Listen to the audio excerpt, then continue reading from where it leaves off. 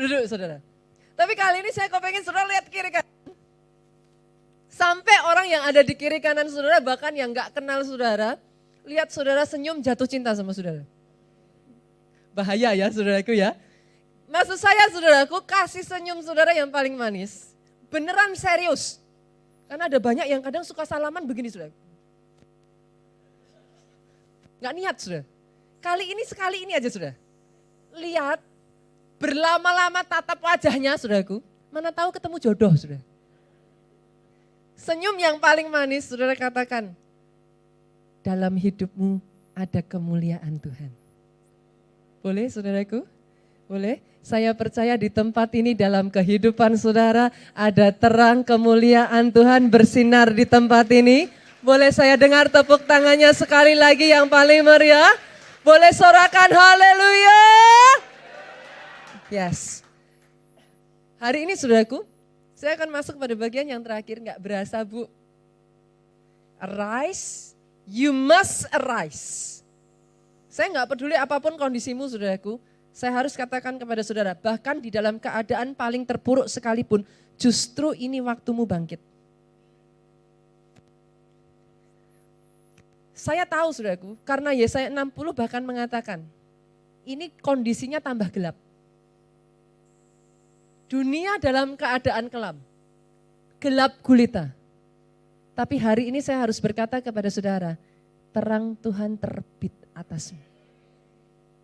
In case, kalau ada di antara saudara yang saat ini masih belum sadar, yes, dan fokus saudara terus pada gelapnya dunia, ketidakpastian dunia, kepanikan yang ada di dunia saat ini, saya harus mengingatkan kepada saudara sekali lagi. Bangkit. Kenapa? Dalam gelapnya dunia ini, terang Tuhan terbit atas pribadi, lepas pribadi, lepas pribadi, lepas pribadi, lepas pribadi di tempat ini. Justru dalam kondisi dunia yang gelap ini anak Tuhan semakin bercahaya. Aminnya lebih keras lagi buat Yesus Tuhan kita. Hari ini saudaraku saya akan membagikan kepada saudara 2 pilar terakhir. Dari 7 pilar perjanjian berkat Tuhan. Sepanjang 1 bulan ini. Perhatikan baik-baik saudaraku. 5 pilar pertama yang saya bagikan kemarin, saya itu sedang membangun dasar. Whatever you do, dari pilar pertama sampai pilar kelima, saya harus katakan. Bagi saya, pilar 1 sampai 5 itu hanya fondasi. Tanpa pilar 1 sampai 5, 6, 7 percuma. Tapi kalau sesungguhnya saya harus berkata kepada saudara, 1 sampai 5 Pak, itu baru dasar. Yang menentukan, kalau saudara mau bicara terobosan terjadi besar, 6 dan 7 Pak. Jadi bagi saudara, saya nggak tahu apakah saudara miss yang sebelumnya atau saudara miss yang ini nantinya. Pastikan 1 sampai 7 ini saudara jangan kehilangan. 1 sampai 5 lakukan itu dasar. Gak ada itu, saudara gak bisa melangkah berikutnya. Percuma, saudara mau lakukan apa juga percuma saudara. Mau nabur tanpa hidup benar, bisa. Pastor, kalau saya nabur, tapi gak hidup benar, tetap hidup dalam dosa. Nuai gak? Tetap nuai saudara. Siapa bilang gak nuai? Orang nabur hukumnya akan selalu nuai. Masalahnya kantong saudara bolong. Gak peduli seberapapun saudara nuai, terserah saudaraku. Saudara boleh nabur terus, saudara akan nuai. Tapi kalau kantong saudara lubang, seberapapun kau tuai dia akan habis. Itu sebabnya penting untuk punya dasar hidup benar. Itu saudaraku, uncompromised. Saudara nggak bisa mengkompromikan hal itu saudara. Kalau sungguh-sungguh mau ada dalam perjanjian berkat Tuhan, 1 sampai 5 pastikan jadi dulu. Setelah itu saya akan bawa saudara hari ini. 2 yang terakhir ini, siap-siap saudaraku. This is very excited. Pilar yang ke-6, saya akan berbicara tentang move prophetically. Apa hubungannya Pastor? Oh, sangat banyak hubungannya saudaraku. Bergerak secara profetik. Maksudnya bagaimana? Saudara harus belajar, anak-anak Tuhan di tempat ini, dengar baik saudaraku. Saudara harus belajar bergerak dengan cara dengar suara Tuhan baik-baik. Lakukan instruksinya step by step. Saya ulang ya saudara. Dengar suara Tuhan baik-baik. Setelah itu saudaraku, instruksinya satu demi satu kerjakan. Karena setiap kita beda-beda saudara. Ada orang-orang yang saya kenal, itu bergeraknya dengan logika. Halo bapak-bapak, kaum Adam. Ada di sini bapak-bapak, boleh saya lihat tangan terangkat? Biasanya kaum Adam, ibu-ibunya boleh manggut-manggut saudaraku. Kebanyakan kaum Adam itu bergerak pakai logika. Betul ya saudaraku ya? Betul ya Pak ya? Langsung begini saudaraku.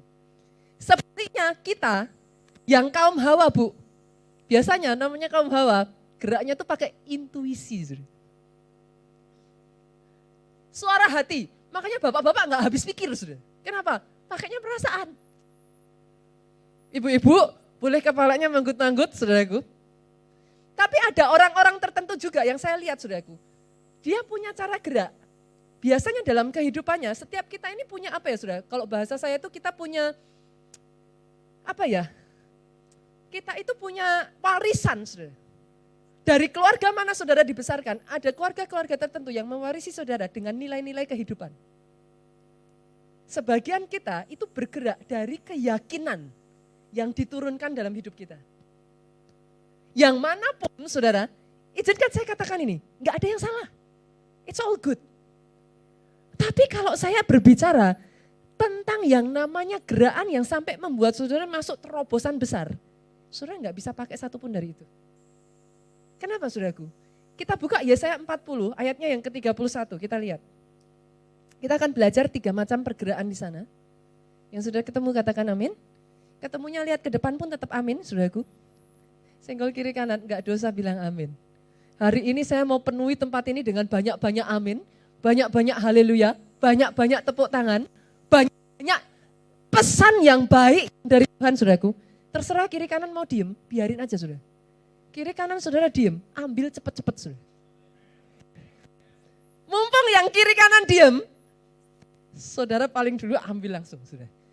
Itu sebabnya begitu ada janji yang baik, janji yang positif, janji firman, terserah kiri kanan adem ayem, langsung teriak keras-keras amin, haleluya, saudara yang tepuk tangan, terserah yang lain gak ada yang tepuk tangan, ambil aja semuanya saudaraku. Yang mengerti aminnya yang paling keras. Karena saya percaya hari ini janji Tuhan untuk pribadi lepas pribadi yang ada di tempat ini. Kita buka ya saudara, Yesaya 40 ayat 31 sama-sama yuk, 2-3. Tetapi orang-orang yang menanti-nantikan Tuhan mendapat apa? Kekuatan baru. Mereka seumpama apa? Naik, terbang. Gerakan pertama sudah, terbang. Yang berikutnya sudah, dengan kekuatan sayapnya mereka berlari. Yang kedua, pergerakan kedua, berlari. Tidak menjadi lesu, mereka berjalan. Yang ketiga saudaraku, tidak menjadi lelah. Dari ayat ini saja kita lihat 3 macam gerakan saudara. Itu sebabnya saya katakan kepada saudara, all is good. Saudara mau pakai logika Bu, oke. Saudara mau pakai intuisi, oke. Tapi intuisi yang baik, logika yang baik, pola berpikir yang baik, hanya akan membawa saudara berjalan. Saya melihat orang-orang yang punya pola pikir bisnis yang benar saudara. Dan ya benar, maju bisnisnya saudara. Karena baik berjalan, berlari maupun terbang, sama-sama kok arahnya maju. Tapi yang membedakan apa Pak? Levelnya. Sorry ya saudaraku ya. Sama-sama, saudara boleh mau pakai intuisi, boleh mau pakai logika. Tetap maju, bisa maju. Tapi tambahkan logika saudara dengan kebenaran firman. Prinsip Alkitabiah, saudara akan melihat, saudara tidak lagi berjalan, saudara akan lari. Oh sungguh saudaraku. Percaya, lakukan kebenaran firman. Bahkan perusahaan-perusahaan besar, mereka mengakui kebenaran firman. Jangan salah. Itu sebabnya kenapa banyak bisnis sudah. Mereka belajar. Bisnis yang terbaik bukan untuk mencari keuntungan. Bisnis yang terbaik menjawab kebutuhan. Itu prinsip apa saudara? Firman. Jadi jawaban. Yang mengerti katakan amin. Itu sebabnya saudara tambahkan dalam logikamu prinsip kebenaran firman. Maka engkau akan dibawa lari. Tapi kalau saudara sudah bicara kelasnya terbang Pak. Terbang ini nggak bisa pakai ini saudara. Nggak bisa pakai ini. Bahkan siap-siap ya saudara, anak Tuhan, dengar ini baik-baik. Nggak heran banyak anak Tuhan merasa sudah melakukan firman, Tapi kok masih macet-macet aja ya? Kenapa saudara? Karena kalau mau terbang itu enggak cukup hanya melakukan prinsip kebenaran firman. Terus gimana pastor? Senggol kiri kanan saudara. Ikut Tuhan yang satu ini enggak bisa copy paste. Ini asiknya, tahukah saudara kenapa sampai detik hari ini saudaraku, semakin asik saya mengikuti Tuhan yang satu ini. Kenapa? Karena hidup saudara dengan orang lain gak pernah ada yang sama. Saudara gak bisa copy paste. Untuk ikut Tuhan yang satu ini dibutuhkan kau dengar suaranya. Oh yes, that's why kalau mau terbang satu-satunya jalan you move prophetically. Gak bisa gak? Satu jemaat kita saudaraku, beberapa waktu yang lalu datang kepada saya, dia bercerita ini. Pastor, 2019, saya dengar firman Tuhan tentang menabur benih profetik. Sama-sama bicara benih profetik ya saudaraku ya. Saudara nggak bisa ikut-ikutan. Semua nabur benih profetik, saya juga nabur. Supaya dapat yang didapat orang lain. Nggak bisa saudara. Jangan harap. You must know and hear from God.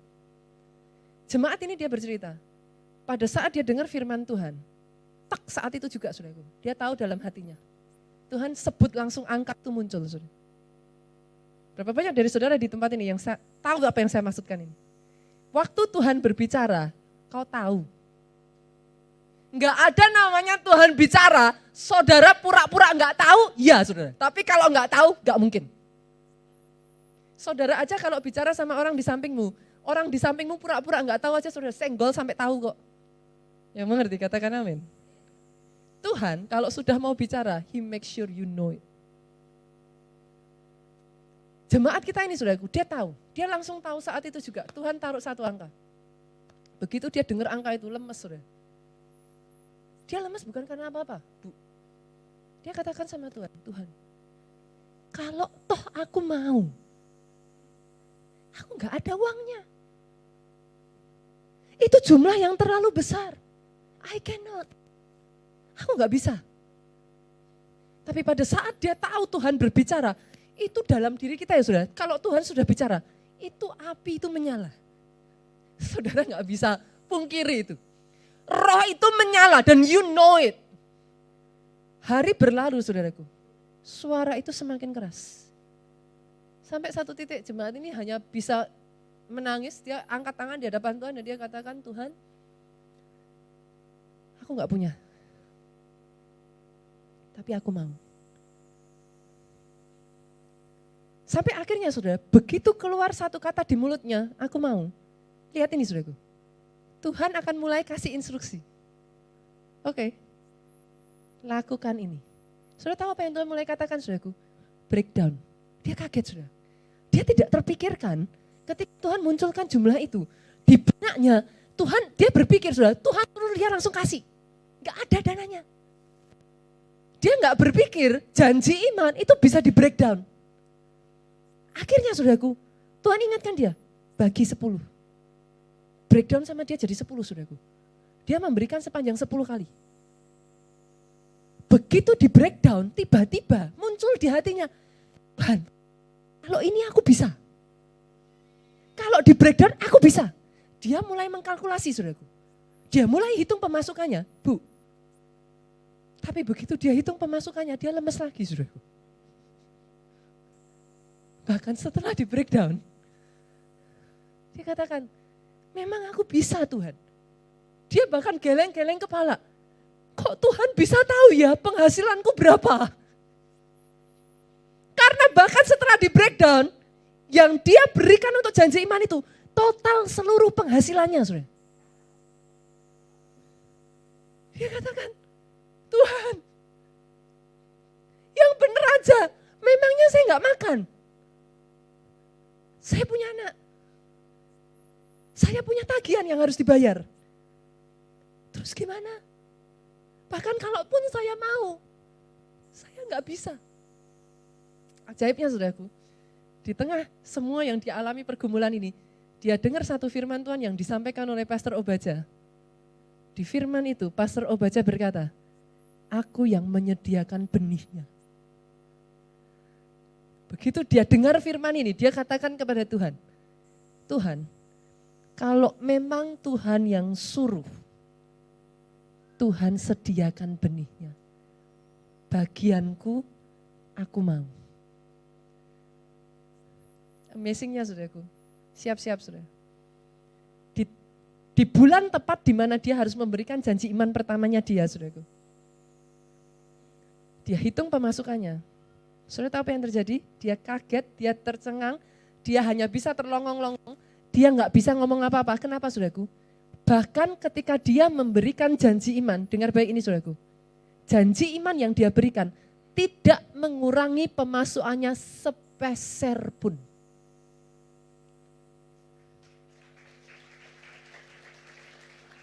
Saudara mau tepuk tangan, tunggu dulu saudara. Sepanjang, ingat loh saudara, ini janji iman baru pertama loh saudara. Dia tadi janji imannya berapa? 10 kali. Tahukah saudara, dengar ini baik-baik. 10 bulan berjalan, tidak satu kali pun dia kosong memberikan janji imannya. Selama 10 bulan berturut-turut saudaraku, penghasilannya yang tadinya hanya cukup untuk memberikan janji iman, dibuat Tuhan untuk memberi janji iman, keluar 0 dari dia, saudara. Dengan kata lain, penghasilannya dikalikan lipat 2 kali lipat, saudara. Dan dia bersaksi kepada saya, saudaraku, hari ini dia berkata, sampai dengan detik hari ini, setelah selesai dia memberikan janji imannya, tidak berkurang apa yang menjadi penghasilannya, saudaraku. Yang terjadi, Tuhan kali lipatkan 2 penghasilannya. Bahkan selesai janji imannya saudaraku, air minyak itu tidak berhenti mengalir, itu jadi bonus dalam kehidupannya. Kalau saudara mau tanya sama saya, Pastor, how can it be? Saya juga nggak tahu saudara. Yang mengerti katakan amin. Bukankah itu yang menarik dari engkau mengikuti Tuhan? Masih ingat cerita Abraham Pak? Terhadap Abraham, saudaraku, apa yang Tuhan katakan? Pergi, tinggalkan sanak keluargamu. Bu, saya tanya, kira-kira loh Bu, kalau Tuhan bicara, suruh pergi, saya jalan-jalan aja saudaraku ya. Saya bersyukur saudara, di APL ini saya sukanya masih bisa jalan-jalan. Di Soho saya nggak bisa jalan saudaraku. Kira-kira saudara, disuruh pergi, tinggalkan kampung halaman Bu. Saya tanya, orang di sekelilingnya dari jauh-jauh disuruh pergi. Kalau saudara jadi kerabatnya Abraham Bu, Cik Lydia, kalau jadi kerabatnya Abraham, pertanyaan pertama apa Cik? Sederhana dong saudara, pergi kemana? Betul ya, make sense dong. Saudara tahu apa jawaban Tuhan Bu? Apa jawaban Tuhan saudaraku? Perintahnya Tuhan kepada Abraham apa? Pergilah ke negeri yang akan kutunjukkan padamu. Itu kalau saudara jadi kerabatnya, saudara pikir Abraham gimana saudara? Loh betul kan? Abraham kamu mau pergi kemana? Tuhan bilang akan ditunjukkan. Maksudnya ya berarti belum ditunjukkan saudaraku. Dengan kata lain, sama seperti jemaat kita ini, bayarnya pakai apa janji imannya? Ya enggak tahu. Uangnya siapa? Enggak tahu. Tapi tepat pada waktunya, entah bagaimana caranya, ada aja uangnya di sana. Doa saya atas tempat ini saudaraku, pengalamanmu bersama dengan Tuhanmu itu enggak cetek. Oh saya berdoa atas jemaat di tempat ini, pengalamanmu dengan Tuhanmu itu bukan hanya mata kaki saudara. Saya berdoa jemaat di tempat ini, kau punya pengalaman dengan Tuhanmu yang sampai orang lain boleh berkata, siapa itu Yesus? Orang lain boleh berkata, mana itu Yesus? Yesus bukan Tuhan yang hidup. Engkau berkata, dari mana kita berkata dia tidak hidup? Pengalaman yang sampai dibawa, sampai engkau tidak bisa menahan dirimu lagi, engkau hanyut bersama dengan Tuhan sampai di titik engkau bisa berkata, aku punya Tuhan, Tuhanku Tuhan yang hidup. Oh kalau mau tepuk tangannya yang paling meriah buat Yesus Tuhan kita. Kalau tepuk tangan jangan separuh-separuh, lebih dahsyat lagi buat Yesus Tuhan kita. ikut Tuhan yang satu ini, tidak copy paste.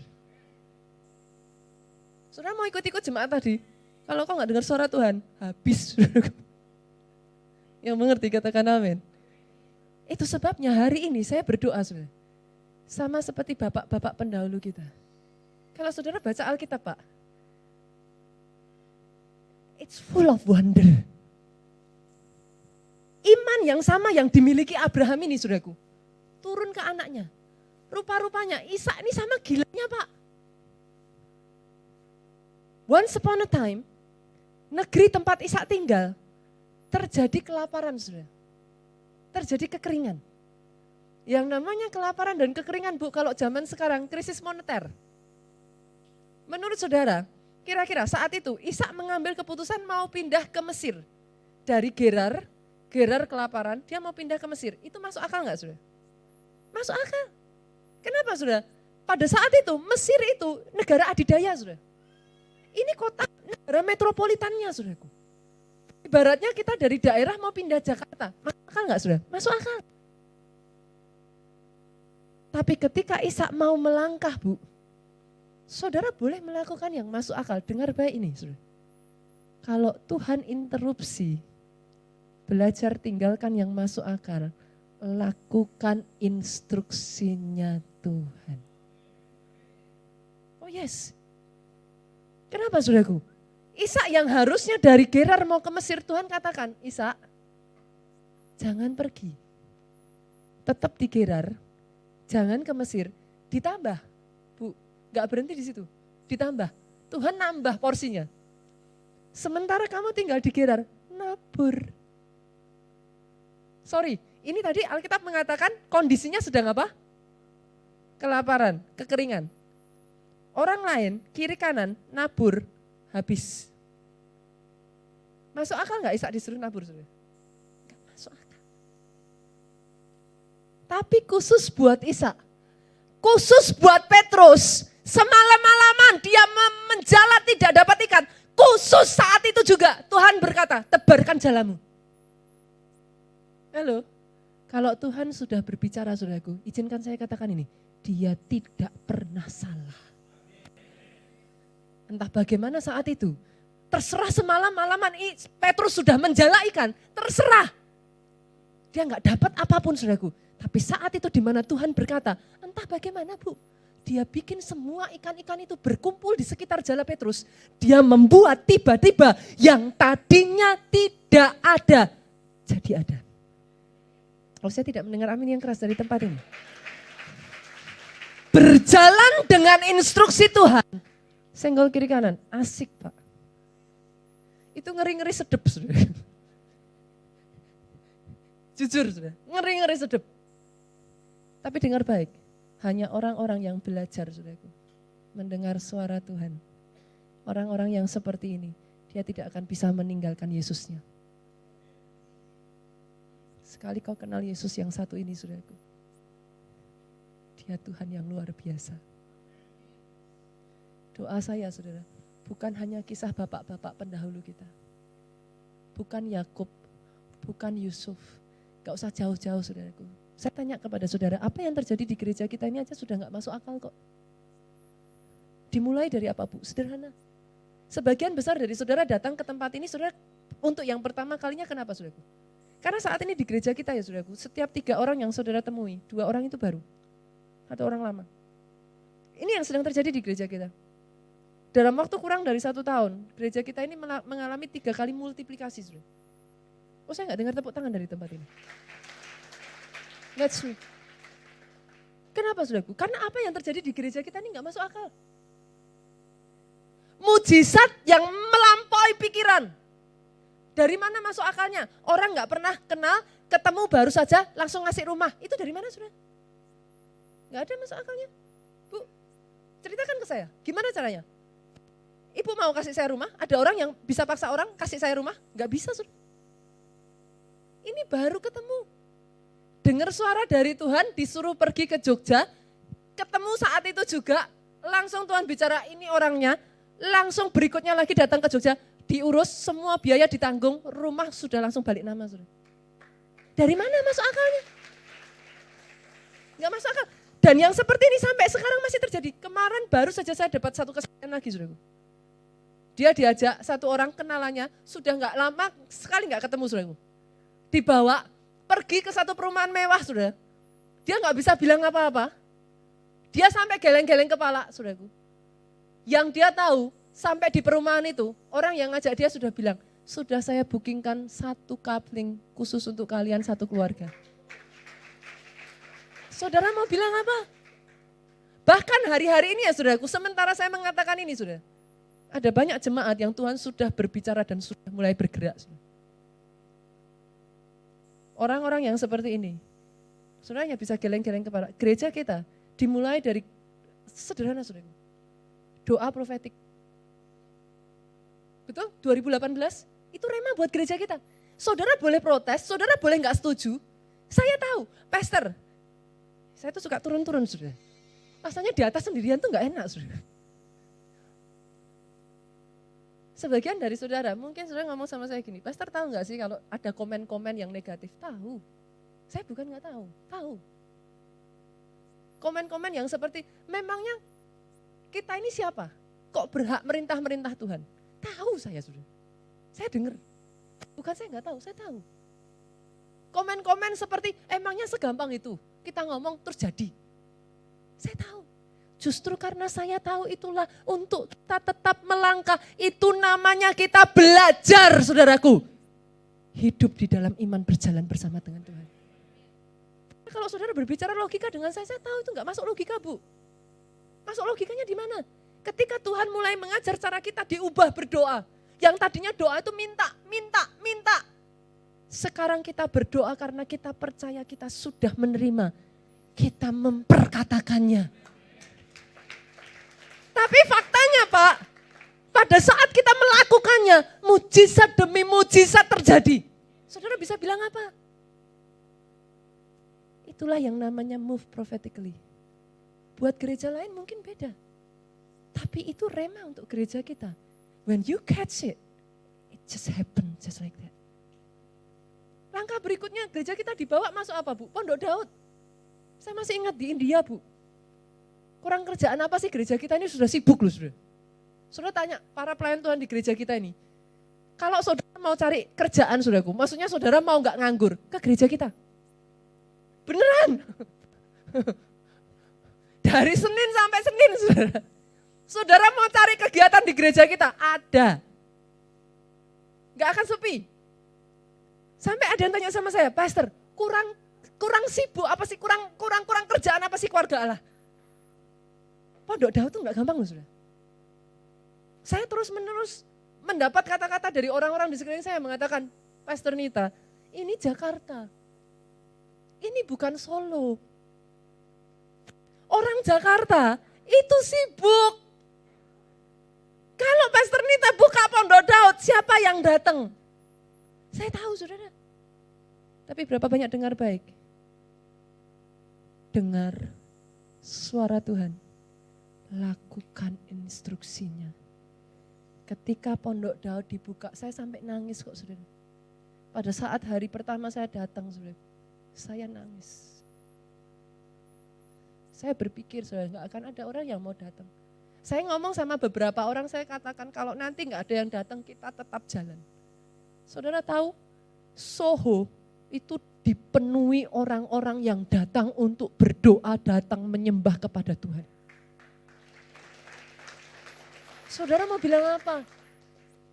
Kalau Tuhan sudah berkata-kata Pak, satu yang saya tahu, dia gak pernah salah.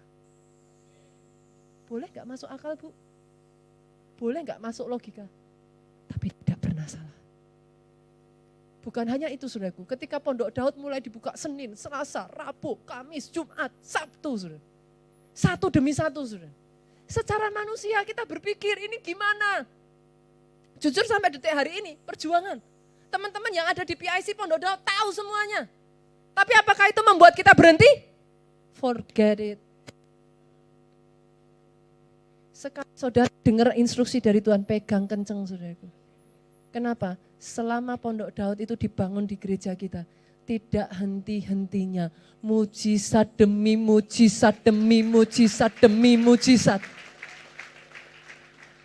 Bahkan saya ngerti saudara, sebagian dari saudara pun datang ke gereja ini karena saudara mendengar hal itu. You want to see it, is it real? Tapi izinkan saya katakan ini saudaraku. Ada orang-orang yang menyaksikan kepada saya.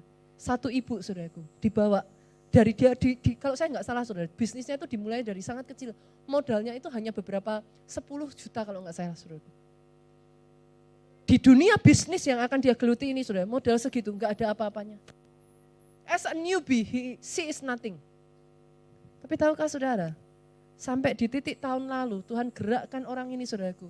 Tabur ke gereja kita ratusan juta setiap bulannya. Ketika saya lihat itu saudaraku, saya mendengar ceritanya, saya geleng-geleng kepala. Sebagian orang berkata, kamu gila ya? Apa enggak habis tabungannya? Ratusan juta Pak, setiap bulan. Tahukah saudara, apa yang terjadi? Bukannya bangkrut Pak, bukannya habis. Kurang dari 1 tahun, dalam waktu 9 bulan. Lebih tepatnya saudaraku. Dari bisnis rumahan, bisnis satu kota Pak, dibawa Tuhan jadi di banyak kota. Dari di banyak kota dibawa Tuhan provinsi. Dari provinsi dibawa Tuhan nasional. Bu, sekarang ini, per saat ini, bisnis saya sudah dibawa Tuhan go public sudah. Doa saya dari tempat ini ada orang-orang yang hari ini mengerti satu hal ini saudara, satu prinsip ini. Ikut Tuhan yang satu ini tidak copy paste. Pertanyaannya how? How to move prophetically, saudara. Bagaimana kita bisa bergerak secara profetik? Bagaimana kita bisa ngerti suaranya Tuhan? Pastor, kalau misalkan saya dengar dan saya tahu itu suara Tuhan, saya juga mau. Berapa banyak yang pertanyaannya gini, saudara? Lah taunya gimana? Yang sepakat katakan amin. Yang ngalami, gak usah malu-malu saudaraku, senggol kiri kanan, kayaknya saya juga gitu. Saudara mau tahu, ada satu ayat firman, ini di dalamnya saudaraku. Benar-benar satu jawaban dalam hal ini. Yesaya buka saudaraku. Yesaya pasalnya yang ke-50. Ayatnya yang ke-4 sampai 5. Saya bacakan buat saudara ya, Yesaya 50, kita pelan-pelan saudara. Berapa banyak yang masih ingat kalau baca firman harus jadi seperti apa saudara? Sapi saudara. Kalau baca firman, itu jangan cepat-cepat saudara, baca firman jadi sapi. Sapi itu kalau makan gimana saudara?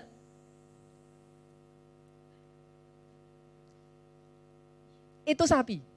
Artinya baca firman itu bukan asal saudara selesai 3 pasal. No. Bukan asal saudara sudah nyelesai 1 kitab. No. Baca firman dikunyah pelan-pelan. Karena di dalamnya ada makna yang sangat penuh saudaraku. Kita buka ya ayatnya yang ke-4. Saya bacakan pelan-pelan saudara. Tuhan Allah telah memberikan kepadaku lidah seorang murid. Garis bawahi kata ini saudaraku, seorang murid. Dia memberikan kepadaku lidah seorang murid. Supaya dengan perkataan, aku dapat memberi semangat baru kepada orang yang letih lesu. Setiap pagi, ia mempertajam pendengaranku untuk mendengar seperti seorang murid itu kayak apa saudara? Ada di sini yang masih murid? Ada yang masih kuliah? Ada enggak? Oh enggak ada? Enggak ada yang kuliah? Oh sudah kerja semua? Oke. Ada yang punya anak yang masih sekolah? Angkat tangan dong. Oke. Saya juga sama saudaraku. Sekalipun saya sampai sekarang pun masih murid saudara. Saya masih sekolah. Saya masih belajar. Nah, saya pengen tanya kepada saudara. Apa sih ciri-ciri seorang murid, Bu? Gini, bukan ciri-ciri. Coba diingat-ingat. Apa yang paling dibenci ketika jadi murid? Apa, saudara? Apa? Bangun pagi.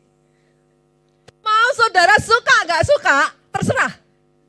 Besok jam 7 tetap harus berangkat sekolah. Yang mengerti katakan amin. Bahkan berapa banyak dari saudara yang seperti saya. Kalau ingat-ingat masa itu, bersyukur sudah melaluinya. Saudara mengerti yang saya maksudkan?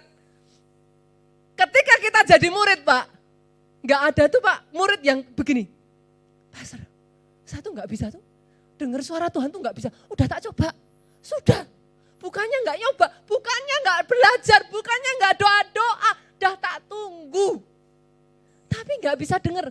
Ada nggak murid yang seperti itu terus bilang gini, besoknya, saya udah nggak mau sekolah lagi. Yang mengerti aminnya yang keras. Yang mengerti aminnya yang paling keras. Kalau saudara berkata kepada saya, saudara sudah cukup mencoba belajar dengar suara Tuhan. Hari ini dengar baik-baik.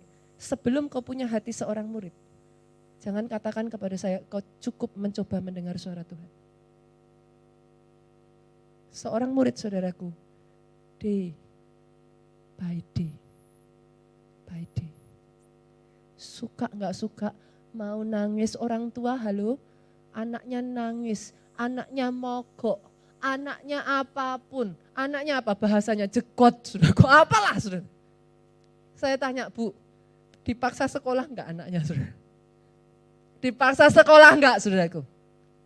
Kalau engkau baik-baik punya hati seorang murid, telingamu akan mendengar. Oh yes. Baik dalam kondisi di mana kau merasa I cannot. Masih ingat enggak saudara? Zaman saudara masih TK? Di sini yang anaknya masih TK, boleh lambaikan tangan? Oh saya masih punya anak kecil saudara. Berasa, masih ingat enggak Bu? Nyebelinnya ngajarin anak angka 6 sama angka 9. Oh itu, saya pengen tak cekik anak saya saudara. Bener itu. Aduh, sudah bener saudara. 1, 2, 3, 4, 5, 6. Betul sudah. Bareng balik 9, angka 6 lagi yang ditulis. Itu rasanya saudara. Tapi tanpa saudara sadari, yang angka aja nggak bisa Bu. Sekarang saya tanya di sini, 3 kali 4 berapa saudara? Tuh cepet kan saudara? Coba singgol kiri kanan, pinter semuanya. Saudara bisa mengerti yang saya maksudkan? Once upon a time, bahkan menulis angka 6, saudara salah menulis angka 9. But now, saya tanya kepada saudara, 100 kali 100 berapa? Dengan cepat saudara bisa menjawabnya. Boleh senggol kiri kanan, good job. Halo, kalau ada di tempat ini saudaraku, kau punya hati seorang murid. Doa saya, mendengar suara Tuhan itu sudah bukan menjadi masalah bagi engkau. Kalau tidak bisa besok sekolah lagi.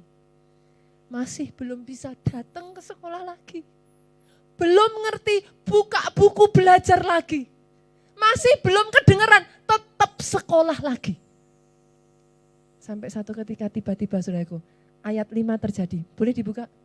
Boleh dimunculkan ayat 5? Karena saya ada di bawah. Oke, bantu saya baca ini saudaraku, sama-sama 2, 3. Tuhan Allah telah membuka telingaku. Wow, senggol kiri kanan. Sudah lulus. Tadi di ayat 4, kita masih belajar. Ayat 5 berkata, telinga sudah terbuka. Artinya bisa dengar enggak Pak? Bisa. Pertanyaan saya hari ini saudara. Kalau Tuhan bawa engkau sampai kau sudah bisa mendengar suaranya. Doa saya saudaraku, jangan seperti bangsa Israel. Once upon a time, they listen. Mereka mendengar instruksi itu. Tuhan berkata kepada bangsa Israel, pergi, masuk tanah perjanjian. Pertanyaan saya saudaraku, mereka dengar suara Tuhan enggak? Bangsa itu tahu enggak suara Tuhan? Tahu. Saya tanya saudaraku, bangsa Israel di bawah pimpinan Musa, masuk enggak mereka ke tanah perjanjian? 10 pengintai balik saudara, pulang kepada Musa, mereka katakan apa? Mereka seperti raksasa, kami seperti belalang. Gak akan bisa. Terlalu kecil. Saudara baca ayat 5 ini dengan suara keras 2, 3. Dan aku tidak memberontak. Doa saya saudara hari ini kalau kau dibuka telingamu untuk mendengar. Doa saya saudaraku ketika kau dengar suara instruksinya. Kau tidak memberontak. Saudara tahu ketika saya buka referensi ini saudara ayat ini. Aku tidak memberontak. Yang muncul ayat apa saudara? Ketika Yesus belajar merendahkan dirinya, taat sampai mati di atas kayu salib. Kata ini yang muncul, saudara. Artinya apa, saudaraku? When you hear his voice, obey. Taat. Doa saya dari tempat ini, tidak ada yang telinganya sudah dibuka, tapi engkau mengeraskan hatimu. Ayat ini berlanjut apa, saudaraku? Tuhan Allah membuka telingaku, dan aku tidak berpaling ke belakang. Kadangkala dalam kehidupan kita nggak dengar suaranya, saudaraku. Berapa kali ketika kau mau mundur dari pelayanan, berapa kali ketika kau mau menyerah, berapa kali ketika kau sudah capek dengan masalah di dalam gereja, saudaraku, quote-quote gereja. Dengar suara Tuhan enggak? Pasti dengar, enggak mungkin enggak. Berapa kali Tuhan berkata, anakku, balik. Maju lagi. Jangan menyerah. Saya berdoa, saudara, pada saat suara itu muncul, ayat ini terjadi dalam kehidupanmu. Engkau tidak berpaling ke belakang. Kalau Tuhan suruh engkau maju, engkau tidak berpaling mundur ke belakang. Orang-orang yang seperti ini, 2020, siap-siap saudaraku. Mujizat demi mujizat jadi atas kehidupan saudara. Boleh saya dengar tepuk tangan yang paling meriah dari tempat ini. Tapi yang seperti ini aja gak cukup, saudara. Satu kali, saudaraku, Pastor Ea, saya mendengar satu khotbah dari Pastor Ea Adebuye, saudara. Dari banyak khotbahnya, saudaraku, I'm very blessed. Ada satu khotbah ketika dia ngomong ini, saudaraku, tiba-tiba I'm all ears gitu, saudara. Telinga saya terbuka lebar. Dia bertanya kepada jemaat seperti ini. Saudaraku, kepingin gak dengar? Kapan pertama kali Tuhan mulai mengadakan terobosan keuangan besar-besaran dalam hidup saya? Begitu saya dengar kata-kata itu, saudaraku, langsung telinga saya terbuka lebar. Sorry, saudara, bukan masalah uang, bukan masalah terobosan keuangan, salah, saudara. Karena saya tahu apa yang terjadi atas hidup orang ini. Bagi saya, saudaraku, orang ini itu bukti hidup, saudara. Saudara yang cukup mengerti Pastor Ea Adebuye, saudara kan merinding, saudara ngeri. Orang itu datang berbondong-bondong sama dia, itu seperti bawa persembahan kok, saudara. Seriously. Itu persembahan di ruangannya, saudara. Itu ditumpuk, stacking, saudara. They recognize the anointing upon this man's life. Saya melihat dengan mata kepala saya sendiri. And I'm amazed. Begitu dia mengatakan itu, saudaraku, I'm all ears. Saya langsung pasang telinga, saya katakan, ya saya pengen tahu. Karena bagi saya, apa yang terjadi dalam kehidupannya dia, itu extraordinary, saudara. How can it be? Lahan gerejanya 55.000 hektar, saudara, sorry, bukan meter. 55.000 hektar itu 5 tahun lalu, saudara. And keep counting. Gerejanya bangunannya 3x3.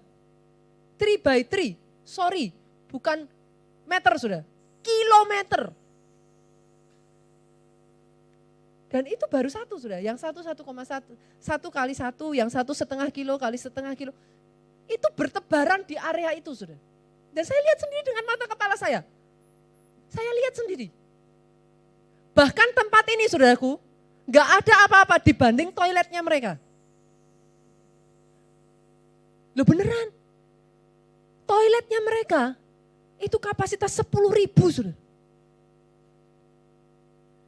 Saudara mau gimana? Kalau saudara berpikir gereja dengan tempat duduk 10.000 itu besar, di sana itu ruang doanya. I'm tremble, saudara. Pertama kali saya menginjakkan kaki di sana, saudara, jujur saya gemeter. Apa yang membuat sampai orang ini dibawa Tuhan dalam kapasitas lever, bukan berjalan, bukan berlari, tapi terbang. Saudara tahu ini yang ceritakan, saudaraku. Ini yang dia katakan. Satu kali, saudaraku, berpuluh-puluh tahun yang lalu. Kayaknya kesannya udah tua banget ya, saudara. Memang dia usianya sudah 78 tahun, saudara. Berpuluh-puluh tahun yang lalu, ketika dia masih sangat muda, saudaraku, dia pergi ke Amerika. Kalau saya tidak salah, saudara yang pernah mendengar nama ini, Kenneth Hagin. Itu salah satu hamba Tuhan yang dipakai Tuhan secara luar biasa dalam kehidupan imannya. Saudara. Beliau datang ke KKR yang diadakan di gereja ini, kalau saya tidak salah saudara, itu gereja dari Pastor Kenneth Hagin. Saudara. KKR dari Pastor Kenneth Hagin. Dan pada saat itu, tempat itu saudaraku, mereka itu akan membangun sekolah Alkitab. Dibutuhkan biaya yang sangat besar. KKR pada saat itu tuh dihadiri 70.000 orang. Besar enggak saudara? Cukup besar ya, 70.000 orang. 70.000 orang hadir saudara. Di tengah KKR ini saudaraku, mereka sedang menggalang dana persembahan untuk mendirikan sekolah Alkitab ini. Majulah seorang bapak. Bapak ini datang ke panitia, minta kesempatan saudaraku, beri saya waktu untuk saya berbicara di depan jemaat. Panitia memberi izin saudaraku, bapak ini berbicara di depan semua orang. Kalau boleh saya katakan saudaraku, ini salah satu cerita yang paling menginspirasi saya saudara. Waktu saya dengar cerita ini saudaraku, saya nggak bisa tahan nangis. Bapak ini berdiri di depan semua orang dan dia katakan seperti ini. Kalau kalian mau memberikan persembahan untuk pembangunan sekolah Alkitab ini, pastikan berikan yang terbaik. Lakukan semaksimal mungkin yang kau bisa. Ini yang Bapak ini katakan sudah. Selesai acara ini, jumlahkan seluruhnya. 70.000 loh sudah, bukan 1.000, bukan 2.000. 70.000 orang. Jumlahkan total persembahan yang kalian berikan. I will double it. Waktu jemaat dengar itu saudaraku, langsung tiba-tiba teriakan orang-orang terkesima kaget sudah. Bayangkan 70.000 orang kasih persembahan saudara. Bapak ini bilang, sejumlah itu aku dobelkan, berikan. Itu semua orang sudah apa saudara? Orang Jawa kalau bilang udah batin saudara. Bangkrut enggak ini saudara?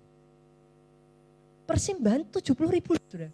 Dan ini bukan sembarang persembahan biasa loh saudara. Memang mereka sudah akan memberikan persembahan secara khusus membangun sekolah Alkitab ini. Setelah dikumpulkan total sudah benar, Bapak ini tunggu sampai selesai semuanya.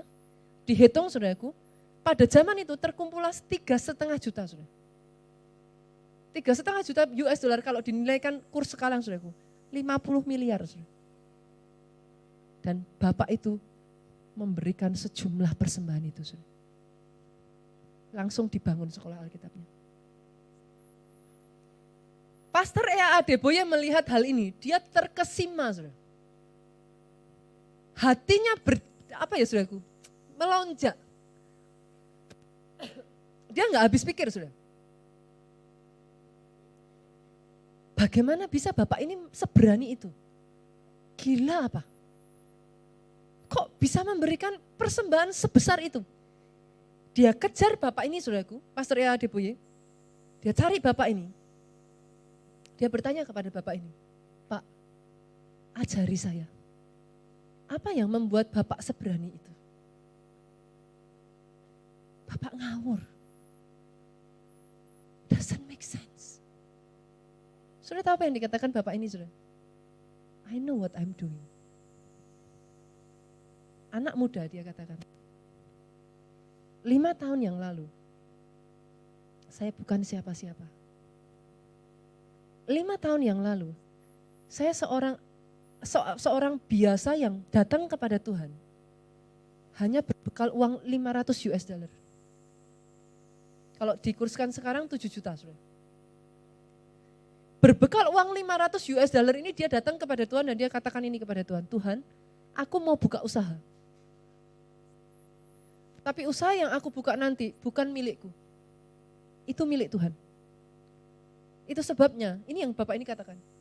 Aku tidak akan mempermalukan Tuhan dengan hanya memberi 10%. Saya kaget. Alih-alih 10% saudaraku, sudah tahu Bapak ini memberikan 90%.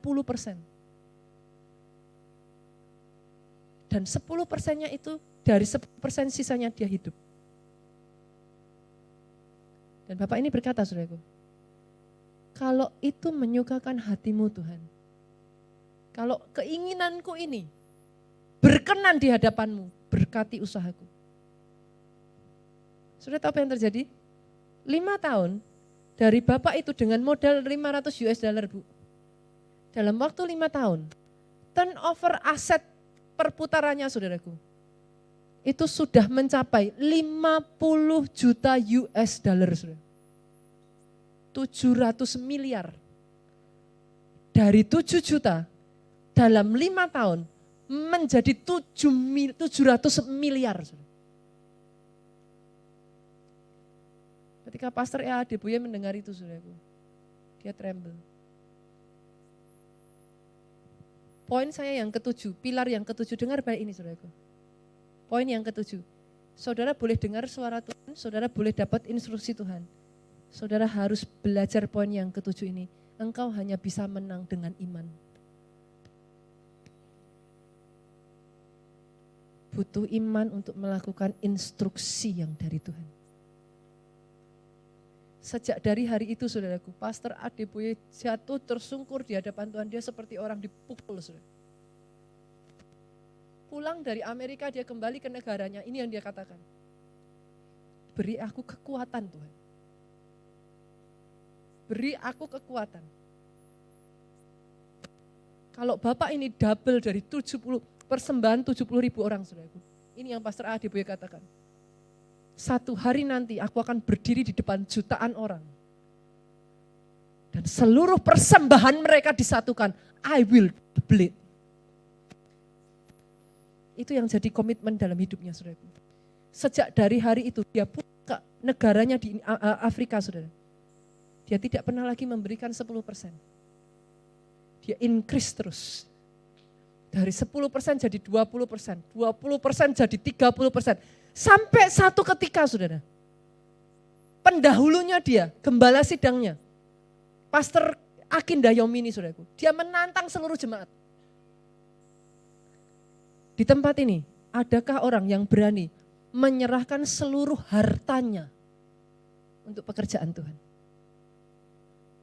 Saudara tahu dong, gak ada yang maju kan? Satu orang muda ini maju ke depan, saudara. Dia Adeboye muda. Dia serahkan seluruh hartanya di hadapan Tuhan. Dengan itu, saudaraku, dia ditunjuk menjadi suksesor pengganti dari Pastor Akin Dayomi sampai dengan detik hari ini. Tahukah saudara? Saya tuh ngelihat sendiri, saudara. Saudara kalau nggak lihat, saudara nggak ngerti apa yang saya katakan. Itu sebabnya setiap tahun kami terus-menerus pergi ke Afrika. Saya ngelihat sendiri orang itu baris, saudara. Orang tuh kalau mau ketemu beliau, itu antrinya itu kayak antri semut, saudara. Sampai jam 4, jam 5 pagi. Itu serius. Karena saya pun antri di situ, saudara. Ketemu pagi, saudara. Subuh. Itu pun belum selesai, saya keluar. Itu di depan saya, di depan ruangan, itu masih antrian panjang. Tahukah saudara mereka antri untuk apa, saudara? Orang antri bawa persembahan untuk diserahkan kepada beliau. Saya lihat itu ya, saudaraku, tangan ini sampai gemeter. He lacks of nothing. Tapi tahukah saudara apa yang saya dengar dari orang terdekatnya dia, saudara? Orang ini berkata kepada saya, do you know? For him, it's nothing. Kenapa, saudara? Karena pada saat itu, saudaraku, detik hari ini dia menghidupi komitmennya. 90% dari apa yang dia terima, dia kembalikan untuk pekerjaan Tuhan.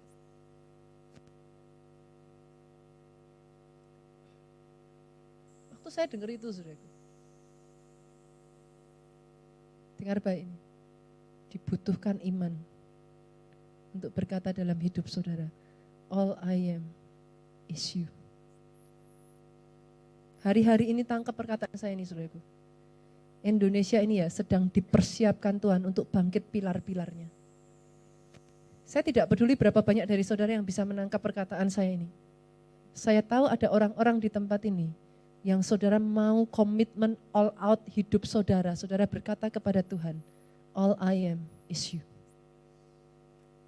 Bahkan bukan harta, bukan hanya sekedar tenaga, bukan hanya waktu, all I am is him. Ketika orang-orang yang seperti ini bangkit, waktunya tiba saudaraku. Revival untuk Indonesia sudah tidak lagi menunggu waktu. Saudara. Pegang kata-kata saya ini. Saat ini saya tahu sudah di seluruh Indonesia ini Tuhan sedang gerakkan orang-orang yang berani untuk all out seperti ini. Sebagian dari saudara ketika saudara dengar apa yang saya katakan, please don't misunderstand me.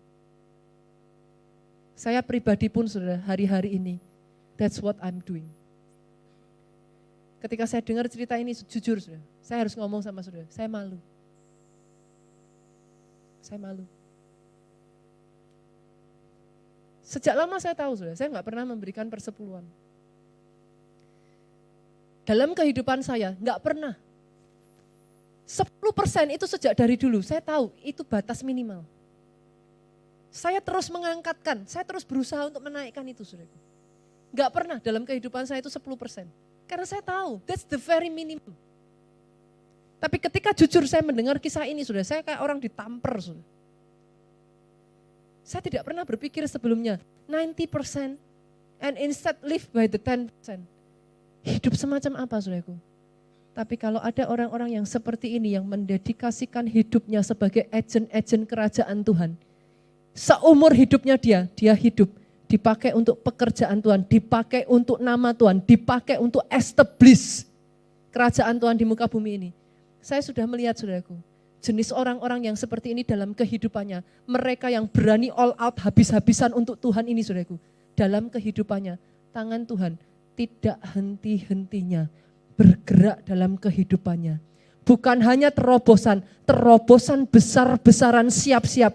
Tuhan kerjakan atas kehidupan saudara. Saya tidak mendengar tepuk tangan yang paling meriah dari tempat ini.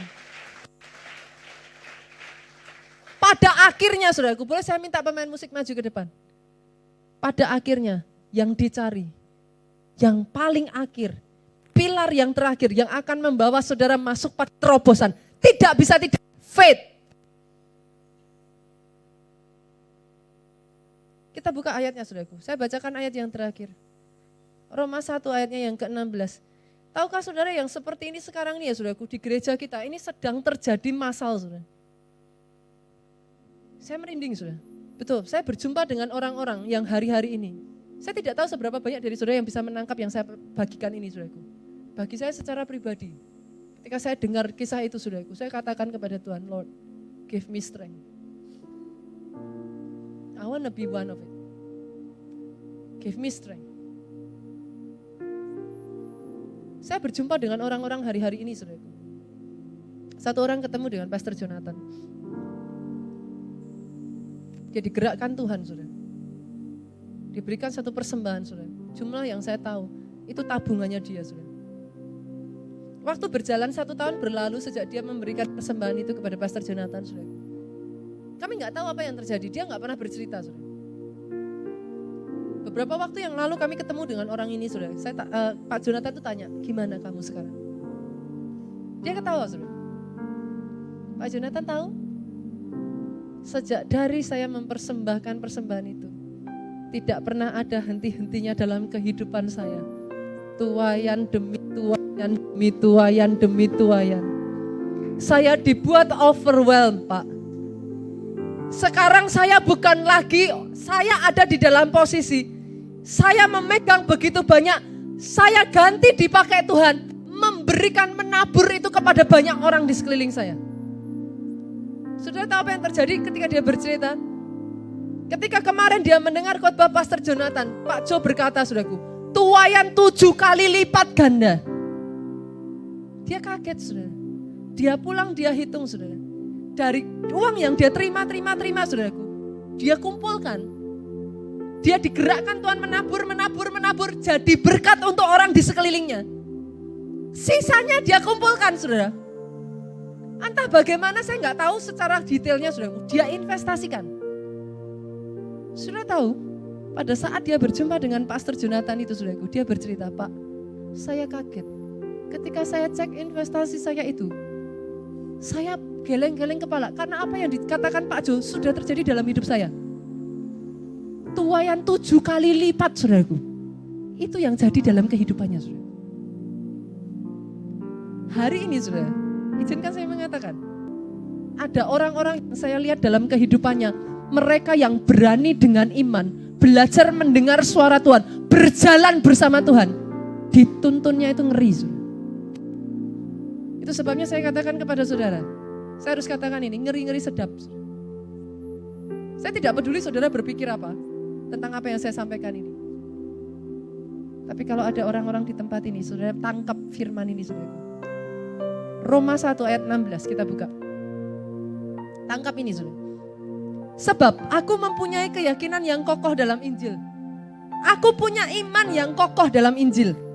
Karena Injil adalah kekuatan Allah. Lihat ini, saudaraku. Yang menyelamatkan setiap orang percaya. Injil bukan kekuatan Allah yang menyelamatkan orang yang mengerti. Karena mengerti saja tidak cukup, saudara. Injil bukan kekuatan Allah yang menyelamatkan orang yang mendengar. Yang mengerti, katakan amin. Yang mengerti, aminnya yang paling keras. Bahkan bukan menyelamatkan orang yang melakukan.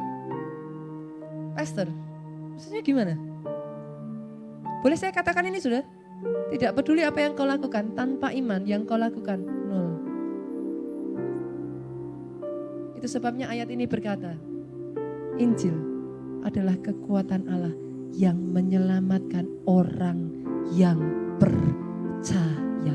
Bangkit berdiri setiap orang percaya di tempat ini.